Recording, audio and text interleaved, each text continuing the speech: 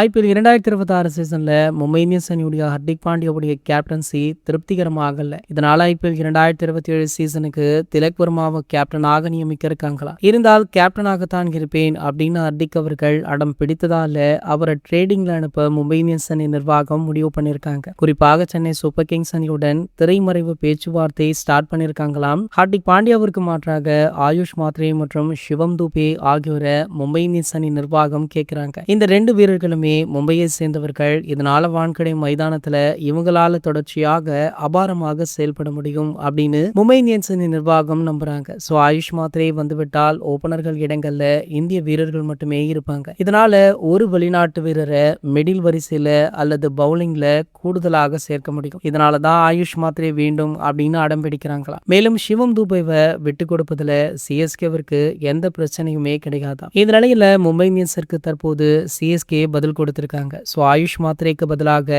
Nathan எல்லிஸை விட்டு கொடுக்கிறோம். Ellis death over specialist. Hardik Pandya எங்களுக்கு கிடைத்துவிட்டால் எல்லிஸுடைய சேவை தேவைப்படாது. இதனால எல்லிஸை ட்ரேடிங்ல அனுப்ப சம்மதம் சொல்லியிருக்காங்களா. ஆனா மும்பை இந்தியன்ஸ் அணி விடாப்பிடியாக ஆயுஷ் மாத்ரே தான் வேண்டும் அப்படின்னு சொல்லி பேச்சுவார்த்தையை இன்னமுமே தீவிரப்படுத்திருக்காங்க. சோ ஆகையால மும்பை இந்தியன்ஸ் அணியுடைய ஹர்திக் பாண்டியா ட்ரேடிங் முறைகளை சிஎஸ்கே வருவாரா அப்படின்றதுல தற்போது ஒரு குழப்பமுமே ஏற்பட்டிருக்கு. மேலும் இந்த ட்ரேடிங் நடந்து கொண்டிருக்க வேளையில கொல்கத்தா நைட் ரைடர்ஸ் அணியுமே ஒரு பக்கம் மும்பை இந்தியன்ஸ் அணியிடம் பேச்சுவார்த்தை நடத்தி வருவதாக சொல்லப்படுது. ஆகையால ஹர்திக் பாண்டியா அவர்கள் சென்னை செல்வாரா அல்லது கொல்கத்தா செல்வாரா அப்படின்றத பொறுத்திருந்துதான் பார்க்க வேண்டும். இது போன்ற கிரிக்கெட் செய்திகளை பத்தி நீங்க உடனே தெரிஞ்சுக்க நம்மளுடைய சேனலை மறக்காம சப்ஸ்கிரைப் பண்ணிக்கோங்க.